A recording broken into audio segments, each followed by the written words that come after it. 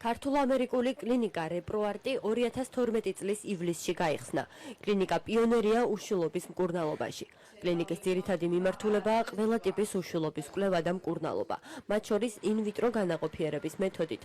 რეპროარტის საქმიანობა ასევე მოიცავს ყველა იმ სფეროს, რომელიც ქალისა და მამაკაცის რეპროდუქციულ ჯანმრთელობას ემსახურება. რეპროარტის დამფუძნებელი და დირექტორია ემბრიოლოგი ლიკა ჭყონია, რომელსაც ამ სფეროში საქართველოში მუშაობის ყველაზე დიდი 20 წლიანი ხოლო ამერიკის შეერთებულ შტატებში ინვიტრო განაყოფიერების კლინიკებში მუშაობის 8 წლიანი გამოცდილება აქვს. კლინიკაში ტარდება ქალისა და მამაკაცის გამოკვლევა, ინვიტრო განაყოფიერებისთვის მომზადება, ინსემინაცია, გინეკოლოგიური მომსახურება, ლაბორატორიული დიაგნოსტიკა, პრეიმპლანტაციური გენეტიკური დიაგნოსტიკა, ჰორმონალური ანალიზები, ეკოსკოპია.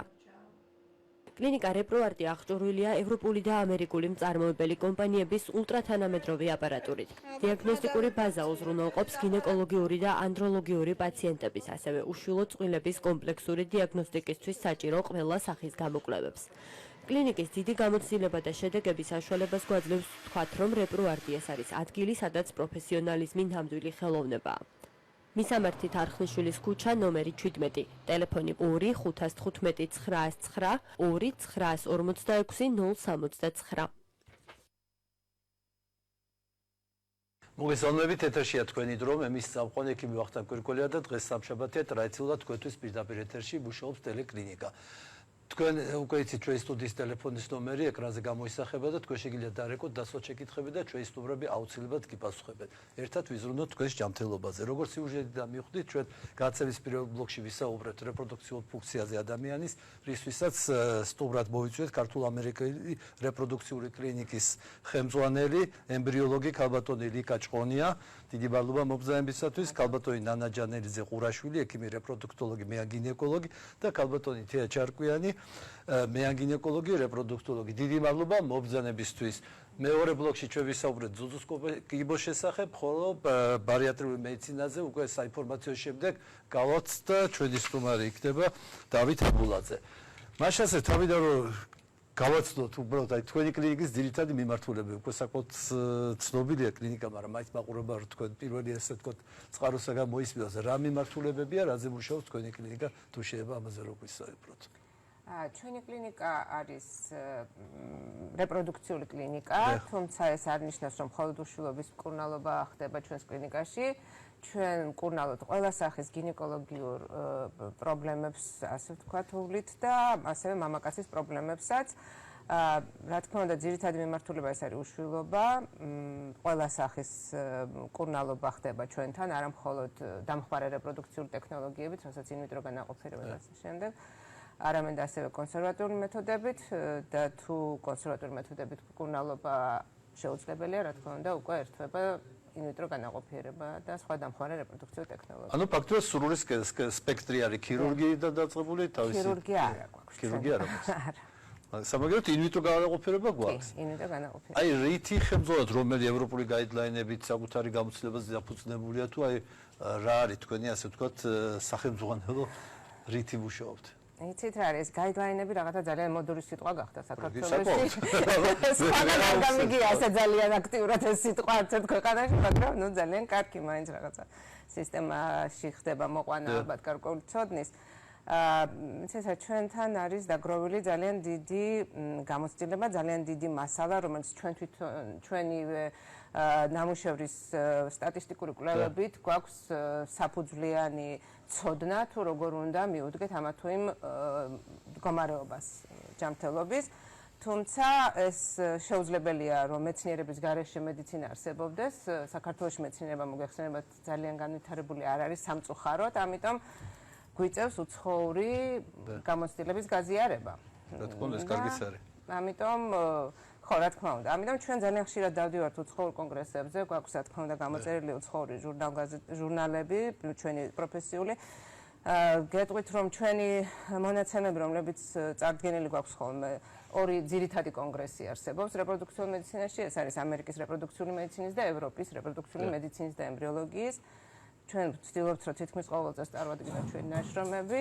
მოგახსენებათ, რომ ჟურნალში დაბეჭდვა რაიმე სამეცნიერო სტატიის საკმაოდ რთულია, ძალიან კარგ ჟურნალში, ხო, ის უნდა შეესაბამებოდეს გარკვეულ დონეს.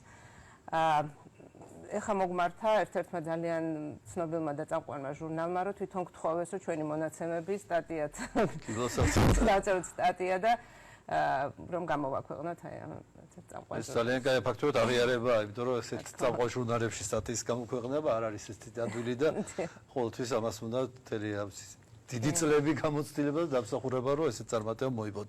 აი თვითონ აი იმით რომ გადაყოფილოს რაც შეეხება. რამდენად აქტუალურ, რამდენად ყოველთვის ეს საჭიროა თუ აი ძირითადად ისედაც შეგვიძლია რომ მივახციოთ შედეგს და თუ გაქვთ აი თვითონ იმის სტატისტიკა რომ რამდენად ეფექტურია ასეთი ჩარევები. მოდით ან თეამან ანამ რომელიმე თეა მოდი შენ უპასუხე. იცით როგორ არის ხა იდვით რომ განაყოფიერება ყველა პაციენტს რა თქმა უნდა არ ჭირდება. მაგრამ იმით რომ განაყოფიერებას აქვს ძალიან შედარებით უფრო მაღალი გამოსავალი ორსულობის მიღების თვალსაზრისით, იმიტომ რომ ხედავთ რა გადაგვაქვს. ანუ იმით რომ განაყოფიერების არსი რა არის რომ გავაკეთოთ სტიმულაცია, ამოვიღოთ ფოლიკულები, მივიღოთ კვერცხუჯრედები, მოხდეს განაყოფიერება და განაყოფიერებული ემბრიონი გადავიტანოთ უკვე საშვილოსნო ზღურში. ანუ ხედავ ვიზუალურად როგორ ვითარდება ემბრიონი. ჩამორჩენა ხომ არ არის, ფრაგმენტაცია ხომ ახლა მე ცოტათი გადავიჭერი ემბრიოლოგების საქმიანობას და მე ხომ გუნდური მომენტია. ამიტომ გადაგვაქვს ის ემბრიონები, რომელიც არის და შეესაბამება კარგ კრიტერიუმს რომ გადაიტანო და შესაბამისად მაღალი შანსი მისცე, უფრო დიდი შანსი მისცე ორსულობის მიღების პაციენტს. და მისი შენარჩუნება ყოველთვის ხდება თუ როგორია სტატისტიკა? თქვა და ფიზიოლოგიურად მიღებული ორსულობების შემთხვევაში დაახლოებით, სტატისტიკური მონაცემია ესეთ 20%-ში ხდება შეწყვეტა ორსულობების. აქ დაახლოებით 10%, 11%, ანუ რეალურად თითქმის განახევრებული არის პროცენტი ორსულობის შეწყვეტის. თუმცა არის სიტუაციები, როდესაც ხდება მიღებული ორსულობის და ძირითადად აი რა პრობლემებით მოდიან და როდის არის საჭირო ხოლმე ზუსტად ინვიტრო განაყოფიერება აი რა პათოლოგიებთან გვაქვს ხოლმე საქმე რომ ეს ხდება აუცილებლად. ხა უნაყოფობა შეიძლება გამოწვეული იყოს მამაკაცის ფაქტორით, როდესაც არის ოლიგოსპერმია, მძიმე ოლიგოსპერმია, რომელიც არის ჩვენება უკვე ინვიტრო განაყოფიერების, მილისმიერი ფაქტორი ქალებში, როდესაც გაუმტარია ორივე მილი, ან შეიძლება ერთი მილი, მაგრამ ნუ იქ კიდე სხვა პრობლემებიც ერთვება.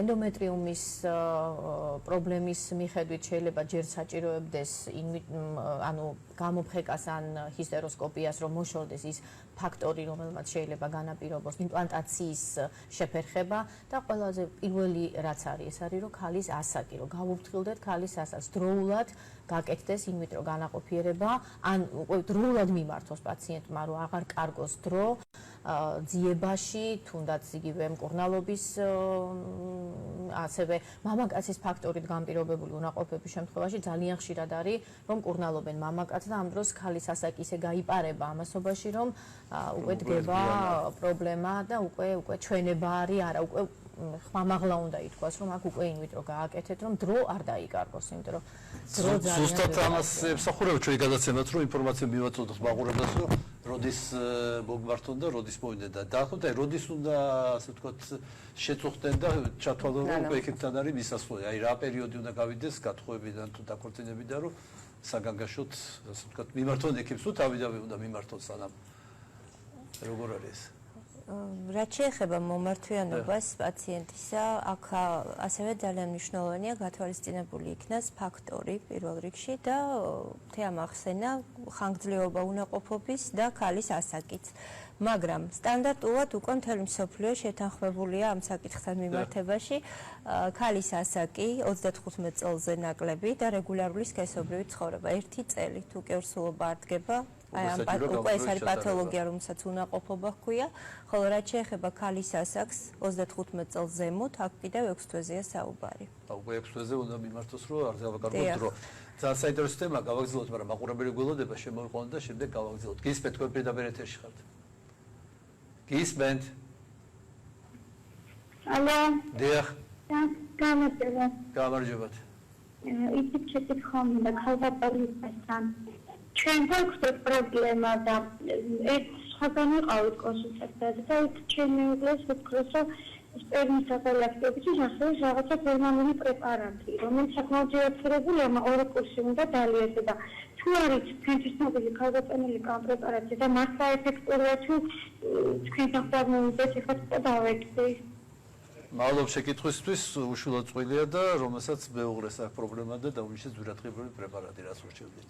იცით რა არის რთულია ჩემთვის ხა პასუხის გაცემა იმის გამო რომ არ ვიცი რა პრეპარატზეა ლაპარაკი. ნუ დაახლოებით ხვდები ეს არის ალბათ ვიტამინები, რომლებიც მასიურად ინიშნება ჩვენს ქვეყანაში.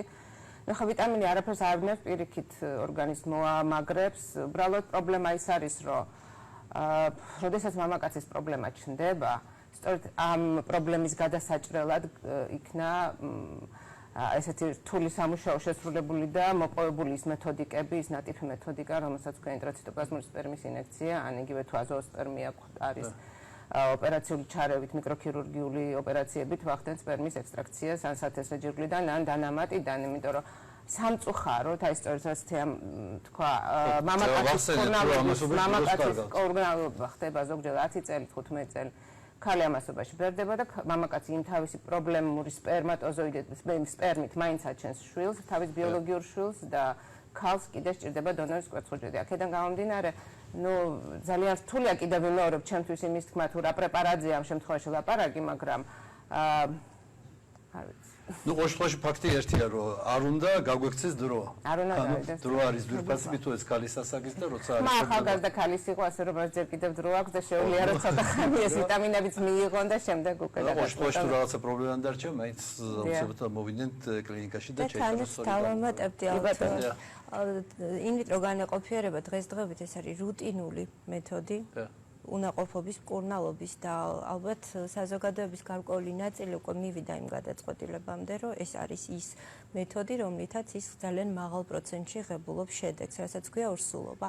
ეს ფაქტობრივად ეხა ჩვენ გარკვეული გამოცდილება გვაქვს თითოეულ ჩვენგანს მუშაობის გარკვეული წლების მანძილზე და საკმაოდ დიდ სხვაობას ვხედავთ პაციენტების დამოკიდებულებაში ამ საკითხისადმი, რაც ძალიან კარგია და ალბათ ეს ისევ და ისევ ექიმების და ჩვენი ზოგადად ექიმების სამსახურება კარგად ათვისებული უსაფრთხო მეთოდი, რომელსაც აქვს რა თქმა უნდა მაღალი ეფექტურობა და ნუ ეხლა თუ ჩვენ ძალიან ჩავეძიებით და თითოეულ ფაქტორზე ვისაუბრებთ, იქ კიდევ განსხვავებულია მიღებული ორსულობის პროცენტი, მაგრამ საბოლოო ჯამში ეს წარმოადგენს ერთ-ერთ ეფექტურ მეთოდს უნაყოფობის მკურნალობის განსაკუთრებით გაუტომალი გამახსენა მაშინ, როდესაც საქმე ეხება მამაკაცის უნაყოფობას და როდესაც მილის ფაქტორი აქ ცალსახად ინვიტროზეა საუბარი, დანარჩენი შემდგომარეობები კიდევ შეიძლება იყოს შედარებით ჩვენება. აუცილებლად გავაგზავნოთ ამ თემას საუბარი, ისო მაყურებელი რეკავს და შემდეგ ისა დაუბრუნდეთ ჩვენ თემას. გისმენთ თქვენ პირდაპირ ეთერში ხართ. გამარჯობა დიდი ბოდიში. გამარჯობა.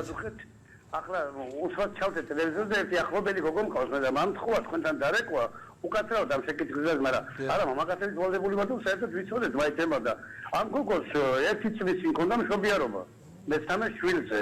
ექიმების დაუდევრობით ორი მშობიარობა ქონდა ბუნებრივი და მესამე მშობიარობაზე გამოიყენა საკეისრო დაგვიანებითი ახალ ცოტა სიმწვრალემ რაღაცამ შეუშალა ხელი ექიმებს და დაუდევრობით ბავშვებს კუნავს. დარჩა აი საკეისრო გაიგეთა და არის კიდევ ბავშვს ელოდება რომ მივიდა ექიმთან, ექიმა გაუწყრა, უთხრა რომ ერთი წლის თავზე ვეგერნე პასუხისმგებლობას ვერ ვღებულობ თავზე რომ თქვენ კიდევ გავშობიავ და რამდენად საშიშია ესეთი საკეისრო გადატარების საკეისროს ეგე ქონე ქალბატონის ხელახლა მშობიარობა. ასაგებია შეკითხვა, მადლობ შეკითხვისთვის, აქ ლაპარაკი რომ ერთი წლის წინ საკეისრო კვეთით გააჩნდა ბავშვი და ეხა ისე ორსულად არის და რამდენად აუცილებელია კვლავ საკეისრო კვეთა თუ შეიძლება ფიზიოლოგიური ეს არის უკვე მშობიარობაში გაშვებული. იცით როგორ არის ძალიან რთულია ამაზე ხელაღები თქვა რომ შესაძლებელი, რა თქმა უნდა შესაძლებელია ბუნებრივი და ფიზიოლოგიური მშობიარობა. ეს უკვე მიანის გადაწყვეტილება მშობიარობაში გაშვებული ქალი, აი მშობიარობაში გაუშვებენ, შეიძლება ის შეატრიალონ და შეიყვანონ საკეისრო კვეთაზე. აი გააჩნია ნაწიბური როგორი არის, როგორი სისქი აქვს მას უკვე ბოლო ვადებზე მიტანილ ორსულობასთან, რა სისქის არის ნაწიბური, რომ ყველაზე ხშირად არის საშიში, რომ საშვილოსნოს კედლების, ანუ მიომეტრიუმის შეკუმშვის შემთხვევაში არ მოხდეს რუპტურა, არ გასკდეს საშვილოსნო. ამიტომ ერთი წელი ცოტა ალბათ უმჯობესია რომ საკეისრო კვეთა გაკეთდეს, რომ არ მოხდეს რაიმე გართულება და შემდეგ შეიძლება არანამშობიარები, არას ნაკეისრალი საშვილოსნოც გასკდეს, ეხა ამისი ალბათობაც არსებობს და ამით, მაგრამ აქ უფრო მეტი არის, რა თქმა უნდა, რისკი.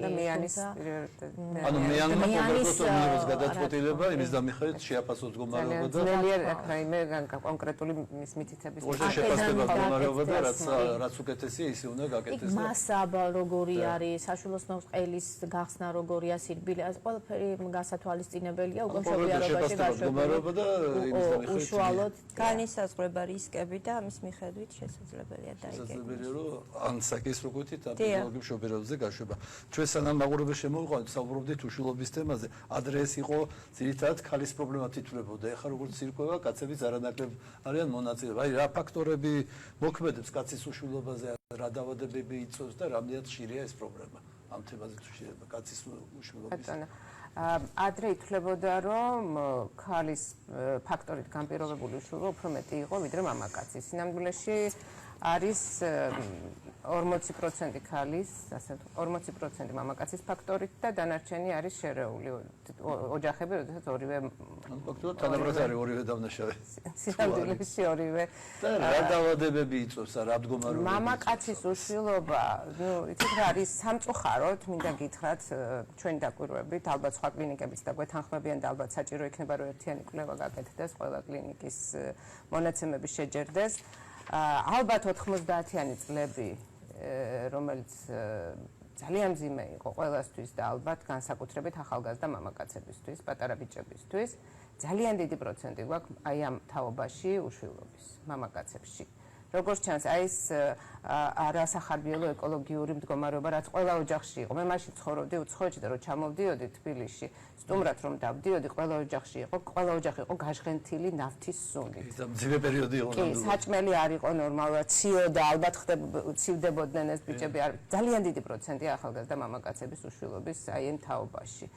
ასევე არის ბავშვობაში გადატანილი დაავადებები, მიზეზი უშვილობის მამაკაცის, ასევე ქალის, თუმცა ჩვენ ეხახანს დავიწყეთ სულ ამაზე ლაპარაკი, რომ ყმაყურა არა მარტო მამაკაცის უშვილობას იწვევს, არამედ ქალის უშვილობასაც იწვევს.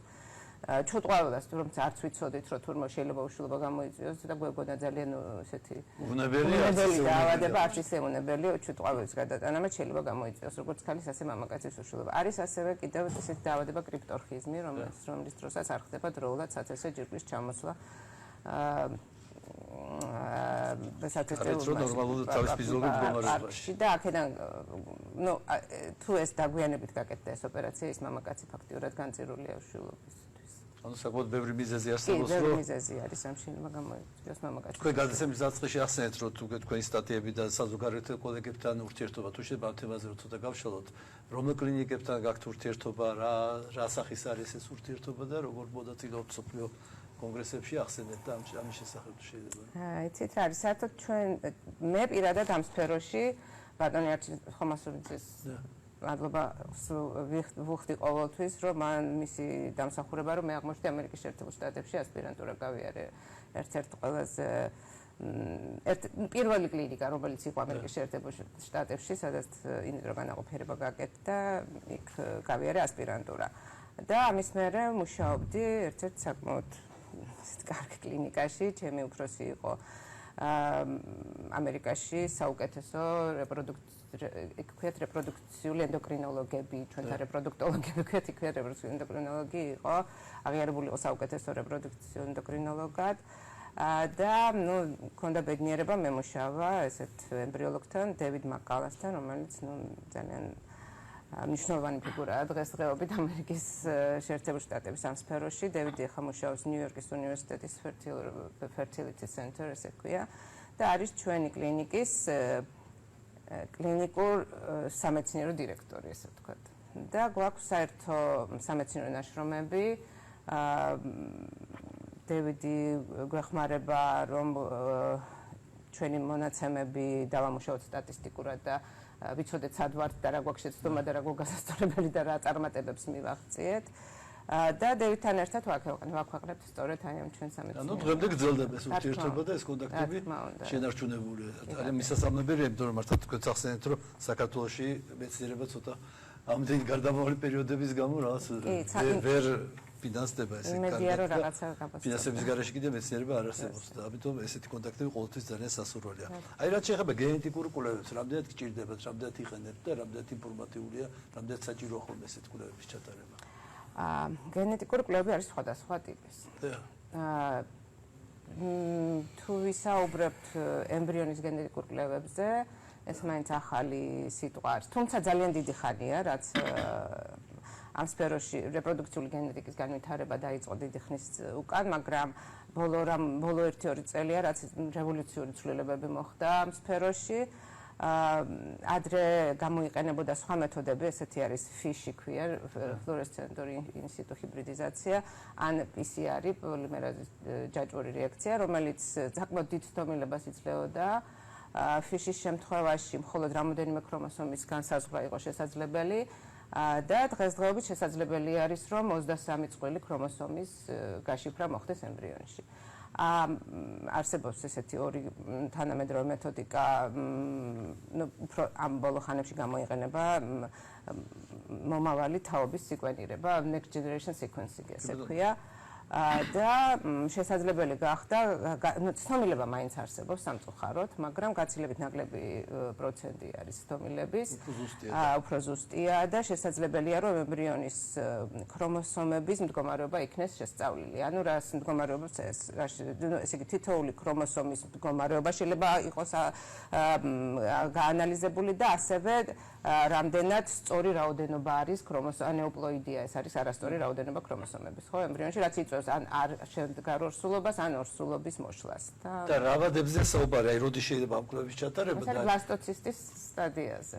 ანუ ჯერ ვიდრე გადავიდან საშუალოსნოში. ხო, ზუსტად აი თქვენ გასხვეთ მაყურებელს საინტერესებდა, რომ ეს თუ შეიძლება გადატანამდე შეფასება ემბრიონის ხარისხის და მისი, ასე ვთქვათ, გენეტიკური განცდა. ანუ ეს შეიძლება მანამდე შეფასდეს და შესაბამისად უკვე თავიდან ავირიდე. და კიდევ არის ძალიან მნიშვნელოვანი ოჯახები, სადაც არსებობს გენეტიკური დაავადებები.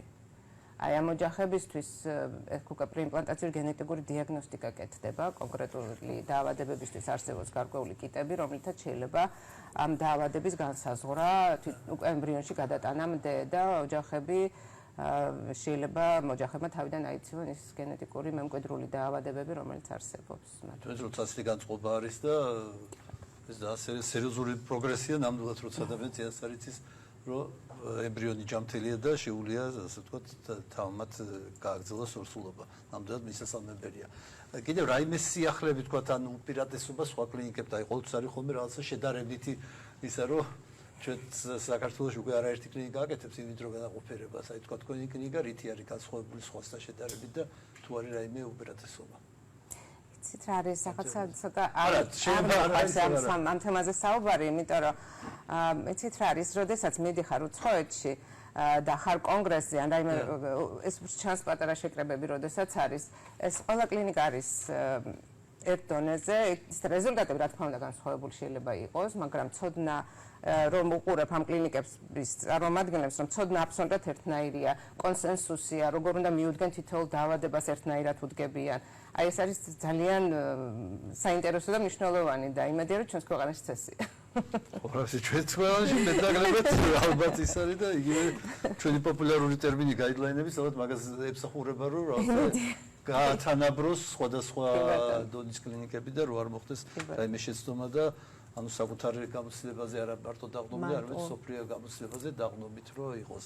და თქვენ ხმაყურებელს საინტერესებს, თქვენ ახსენეთ გარკვეულით რომ 35 წლამდე 6 წლით უკვე 6 თვეც საგანგაშო. აი დაახლოებით აი რეპროდუქციული ასაკი რამდენად გაიზარდა ახლა ვიცით და აი რამდენად რა ასაკამდე შეიძლება კონდეს იმედი რომ რეპროდუქციული ასაკის გაზრდაში თუ იგულისხმებთ იმას რომ რეზულტატები ორსულობის მიღება შესაძლებელია ქალთან რომელიც 50 წლის ასაკის კი არის და უფრო მეტის და ერთეული შემთხვევები 50 წლის ზემოთ მართალია მაგრამ ეს რეალობა არსებობს და ჩვენს რეალობაში ყავს ესეთი პაციენტები რა თქმა უნდა ეს ხდება ისევ დამხმარე რეპროდუქციული ტექნოლოგიების წყალობით ვინაიდან 45 წლამდე კიდევ შესაძლებელია მოიაზრებოდეს საკუთარი გამეტა ქალის, ანუ საკუთარი გენეტიკური მასალა, მაგრამ ამის შემდეგ, რა თქმა უნდა, ეს ფიზიოლოგიაა და ჩვენ ფიზიოლოგიასთან ჭიდილს უკვე ჯერჯერობით medicinis ეს დარგი იმ დონემდეა, რომ შესაძლებელია ალტერნატიული გზებით ორსულობის მიღება.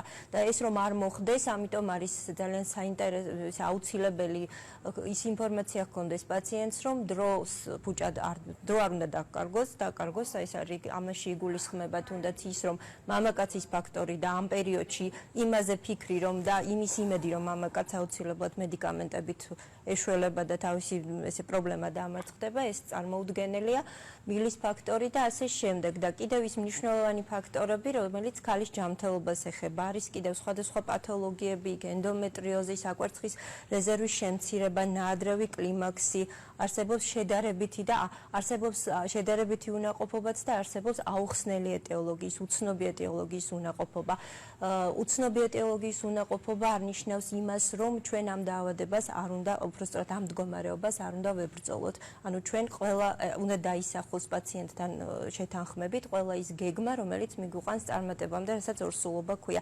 ეს შეიძლება იყოს ეტაპობრივი და შესაძლებელია პაციენტთან შეთანხმებით პირდაპირ დაიგეგმოს ინვიტრო განაყოფიერება, ვინაიდან ამ შემთხვევაში ყველაზე მაღალ პროცენტში ველოდებით ორსულობას. და მე დავამატებდი თუ შეიძლება თქვენ ბრძანეთ რეპროდუქციული ასაკის განხანგრძლივება.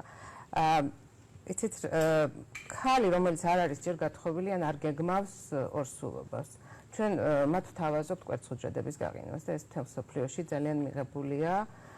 ქალები დღესდღეობით მოგახსენება ჯერ კარიერას გვიან გადაწყვეტენ ხოლმე, როდესაც უკვე გვიანია და მათ თავიანთ ბიოლოგიური შვილის გაჩენა აღარ შეუძლიათ. ამიტომ სხვადასხვა ისეთმა ორგანიზაციებმა, როგორც არის Microsoft-ი და ზოგიერთი ძალიან დიდი ბანკი, მათ თავის თანამშრომლებს უფასოდ შესთავაზეს კვერცხუჯრედების გაყინვა.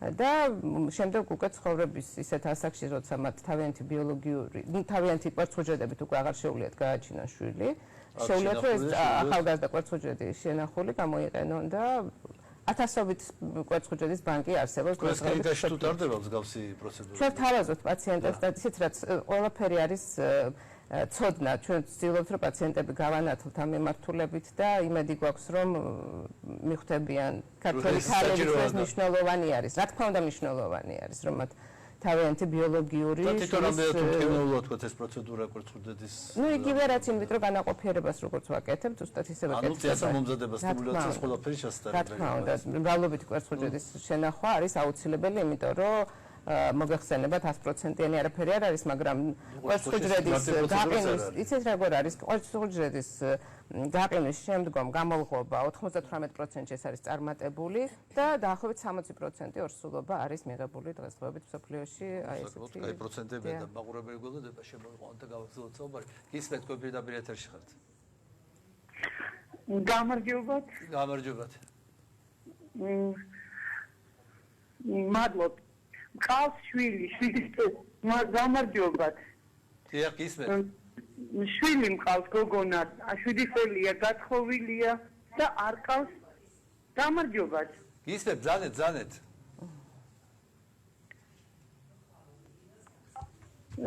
არ ყავს ბავშვი. დიახ, შეკითხვა რა შემოგვარება? ორივენი მეუღლეები. სულ ეუბნებოდნენ რომ გეყოლებათო. ახლა აღარ მკურნალობენ. ანალიზები გააკეთეს და უკეთესი მდგომარეობა აღმოაჩნდათ ვიდრე მაშინ. ძალიან კარგი თბილი ოჯახი აქვს და ასე შვილის ნატრაში გადის დრო. და შეკითხვა რა შეგავდოთ? რამდენად საიმედოა ეს ინვიტრო განაყოფიერება და თუ ხერხული არ იქნება მითხრათ საშუალოდ რა ჯდება ეს? კი ბატონო, მადლობ შეკითხვისთვის, ანუ 7 წელია მკურნალობის, შედეგი კარგი არის ექიმი ამშვიდებს, მაგრამ ნუ ბავშვი ორსულობა არ დამდგარ როგორც მივხვდი და ხო, ძალიან რთულია, რას ნიშნავს კარგია.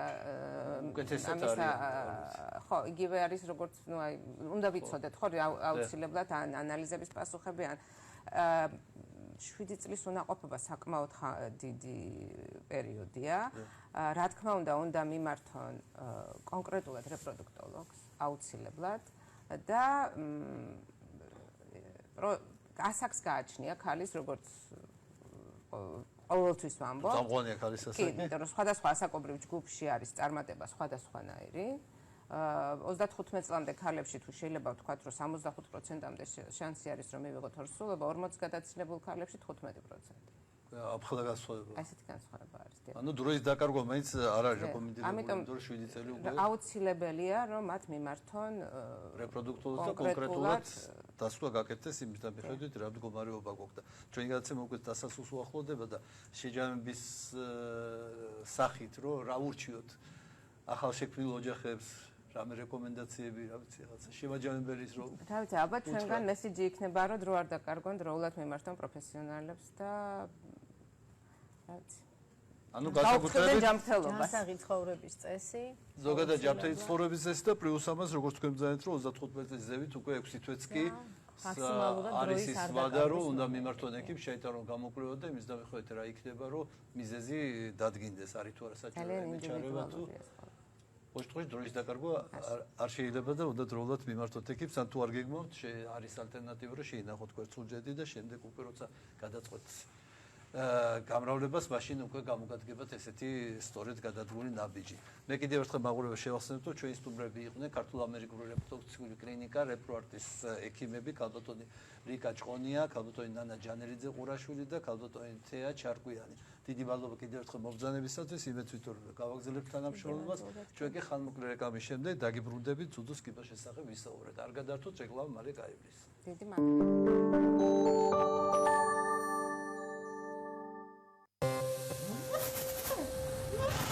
Thank you.